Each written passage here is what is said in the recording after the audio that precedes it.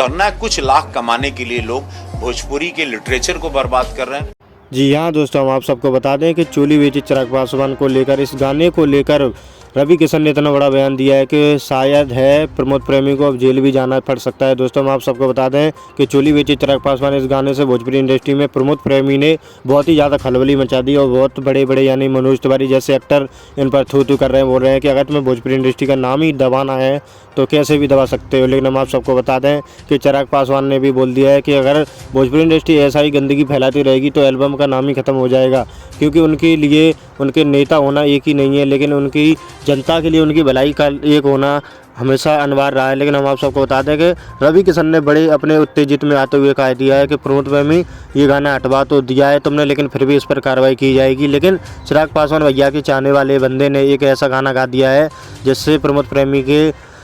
मतलब बहुत ही ज़्यादा जलन सी हो चुकी है। हम आप सबको बता दें दोस्तों, रमेश